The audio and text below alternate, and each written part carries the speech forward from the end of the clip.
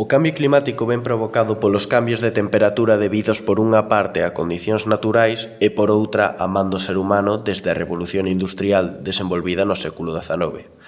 As variacións solares e as grandes erupcións volcánicas poden afectar moito ao cambio climático, pero desde o século XIX este cambio disparouse por a intervención do ser humano e a industria por el creada, é dicir, a queima de carbón, petróleo e gas, xa que iso provoca o efecto invernadoiro, pois o uso de combustibles fósiles xera unha capa na atmósfera que non deixa saír o calor e iso eleva a temperatura. A consecuencia deste cambio climático é a crise climática actual que vivimos na Terra. Esta crise trae consigo numerosos problemas, como a subida da temperatura, a inseguridade alimentaria, as variacións climatolóxicas extremas, etc.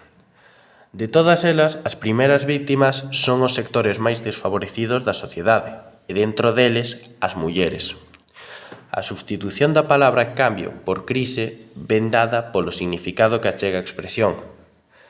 Cambio climático é usado habitualmente para referirse aos problemas medioambientais, mentras que crise climática representa unha urxencia, unha alarma que reclama accións políticas para eses cambios que poden ser irreversibles e para os que xa non nos queda tempo.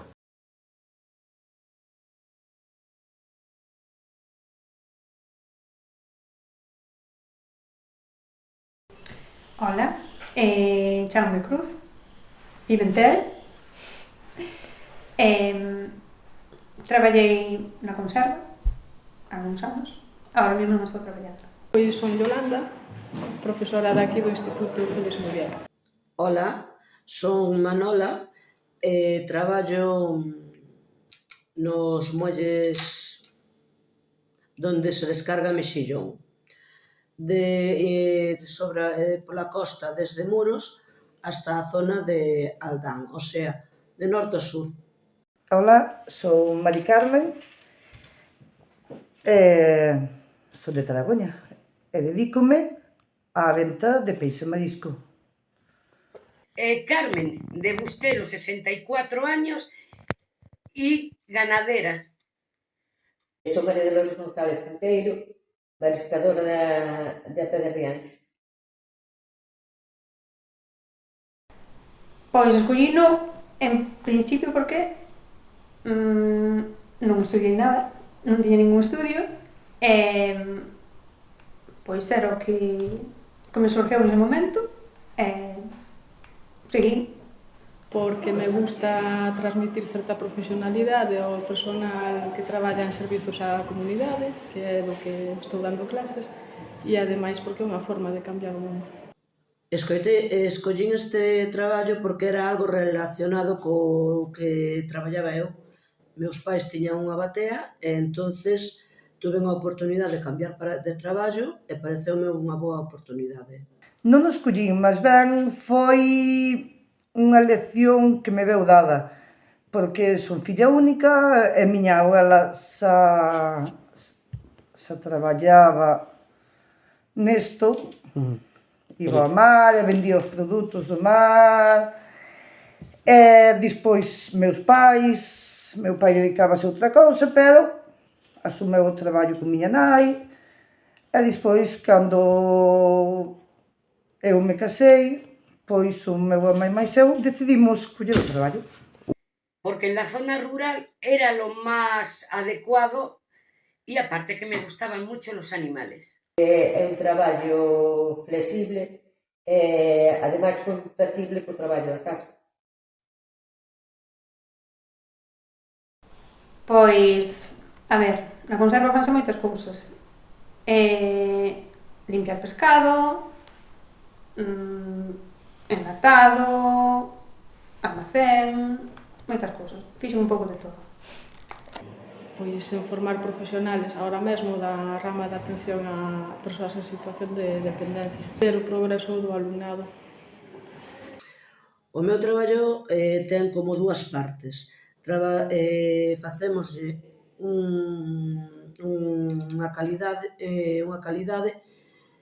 son dous tipos diferentes de traballos. Temos para a industria e temos para fresco. Industria é o que vai directamente para fábricas cocedeiros e faiselle un escandallo no que é no muelle. E dai sale un determinado precio e é o que se leva para as fábricas. Por outra parte está o que chamamos fresco, que ven en bolsas e faiselle un control no muelle, onde se pesan o mexillón, 1 kilo, 2 kilos, e depende das pezas que dea, é un tipo determinado de mexillón. Ese é o que vai para depuradoras e logo para supermercados, se distribúe para supermercados e tamén para o estranxeiro, sobre todo Francia e Italia. Pois temos varios postos de venta en Santiago de Compostela, na praza. Ali, pois vendemos produtos do mar, peixes, mariscos, todo eso. Mi trabajo consistía en llevar las vacas a pastar al monte, ir a apañar hierba y a comerarlos y tener el cuidado de ellos. Pois consiste en que é un traballo que hai que facer moito esforzo, se quere escoller o tope, aínda que non sempre sea así, e tamén hai que andar co horario das mareas.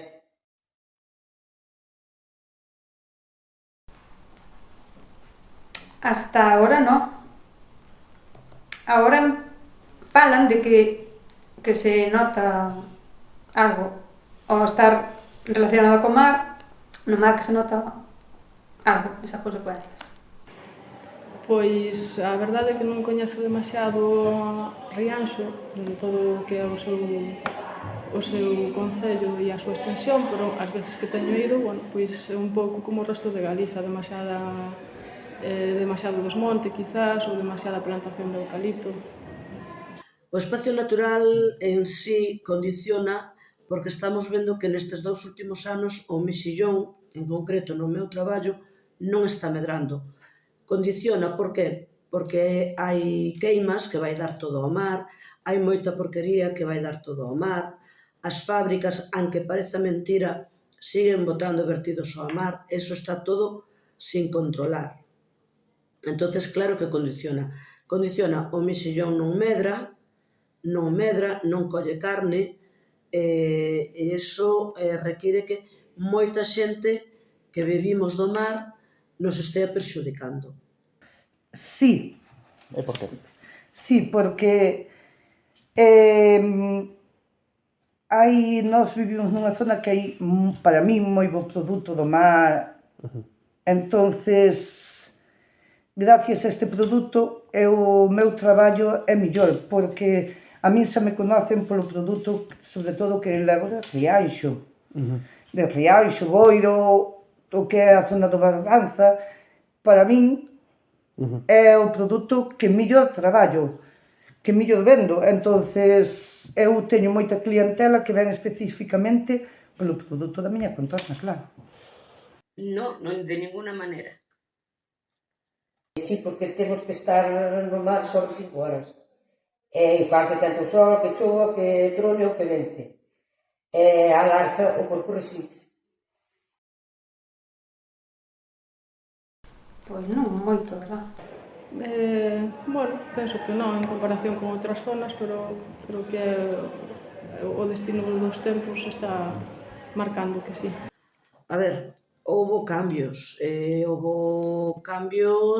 referente de que, por exemplo, sempre referíndome ao traballo que fago, pois antes os barcos eran máis pequeniños e traballaban familias. Ahora os barcos son máis grandes, traballan varias bateas, aparte de traballar a familia, as propias bateas, pois traballan outras. E bueno, sí, neso se cambiouse bastante. É unha forma diferente de facer os cambios. Moito. non hai máis escasez de todo, de todo. De peixe, de marisco, os mares é como se estuveran producindo menos, hai menos de todo. E hasta o sabor parece diferente. Eu cando era pequena iba con miña abuela ou miña nai a mariscar, pois sabía diferente todo. Agora, que sabe ben, que é o noso produto, Sí. pero notase esa diferenza, si. A escasez é máis diferencia de sabor, Crees moitísimo. Non é os incendios en sí, máis ben eu penso que é... O que trouxo?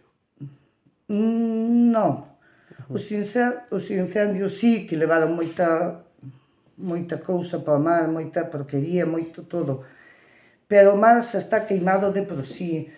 Explótase moito, está moi contaminado non só polos incendios, por todo, por todas as augas residuais, a xente que tira toda a canta porquería hai, está moi cambiado, non só os incendios. Sí, están máis devastados, están peor cuidados, non hai animales como había antes e está moi despoblado.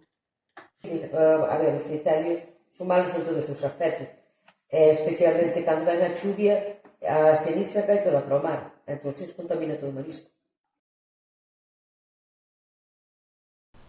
Eu creo que sí. Creo que sí. De feito, o que che dicía antes, que no mar que se nota xa as consecuencias. A principal, de momento, igual non, pero unha das importantes, sí. Sí, claro que afecta, como xa dixen antes, notase moitísimo. Son ciclos, pero estáse notando moitísimo neso, que o mexillón non está medrando, non colle carne, estáse notando de que a temporada de desove era sobre marzo e abril, ahora o mexillón desova casi como quen di cando lle dá a gana, non está seguindo un orden. Isto, claro que afecta ao cambio climático. Pois, como xa dixen, as aguas están diferentes, hasta están máis quentes, que aínda tuve uns clientes este día que me dicían que viñan da zona de Valencia e dicíanme que a agua máis fría tendes por aquí, pero non é verdade. A agua vai cantando, notase cada ano un pouquinho máis. Esa quentura que ten a agua afecta moitísimo ao produto do mar. A subida de prezos, as ventas son inferiores, bueno, non é como hai anos, para nada. Notase moito que a xente, sobre todo a xente maior de antes, me ven a preguntar: onde están eses berberechos que había antes, esas ovas de Rianxo que sabían diferentes? Que non é que estean malas, pero sí que se lle nota que non teñen eso. Esa esencia. Esa esencia, gracias. Eso mismo, escasez tamén moitísima. Non sei, as aguas están máis quentes, como máis dulces tamén. Sí, al haber menos vegetación, los montes tienen mucha más agua, hay más lama y es más difícil andar por ellos. Por suposto, ao noso traballo, máis aínda polos cambios de temperatura, claro.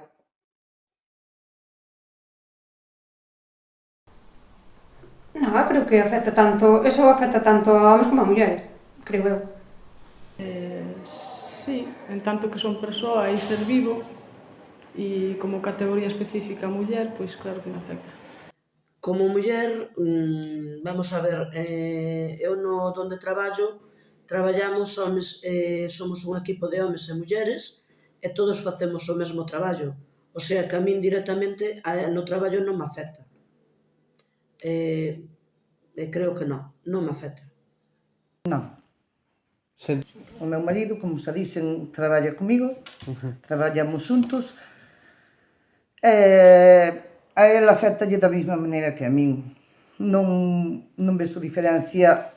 Onde traballou na plaza hai homes que venden, mulleres que venden, homes que van ao mar, mulleres que van ao mar. Eu vexo que neste tipo de negocios non hai diferencias de homes e mulleres. Alégrome moito porque a igualdade. No, exactamente igual que a un hombre. Os cambios de tempo que collemos no mar son moitos. Son cambios que repentinos e difíciles de soportar. Nunca escoitei falar deso, a verdad. Un poquinho sí, creo que se me pode categorizar como ecofeminista e as bases teóricas ao mellor non as teño tan asimiladas de carrerilla, pero sí, máis ou menos podo che dicir que é unha conxunción entre o que é o feminismo e o ecoloxismo, isto é, intentar erradicar as presións e as opresións que existen en ambas partes, desde o patriarcado e desde o capitalismo hacia o medio ambiente e hacia as mulleres en particular. Podo dicir que non sei o que é eso, pero bueno, eco, supoño que será algo relacionado ca naturaleza, e feminismo si sobre a muller.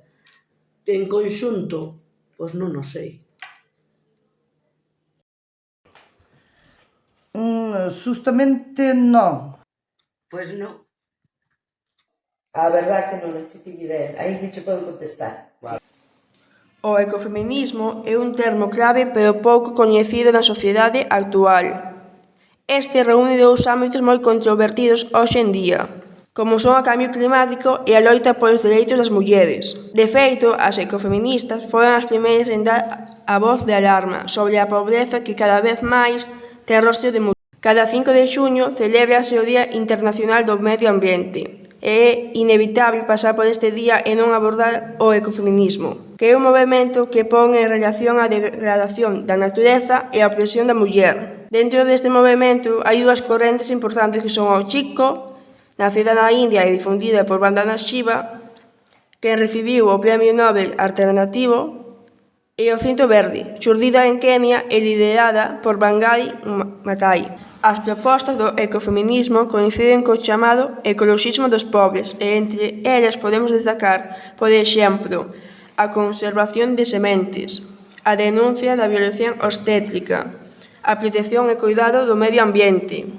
a contestación ante as violencias ou as protestas contra as guerras. A loita das mulleres pola saúde, o cuidado da terra e a supervivencia xerou a conciencia de que existe un vínculo entre a muller e o medio natural, polo tanto, entre o feminismo e o ecoloxismo.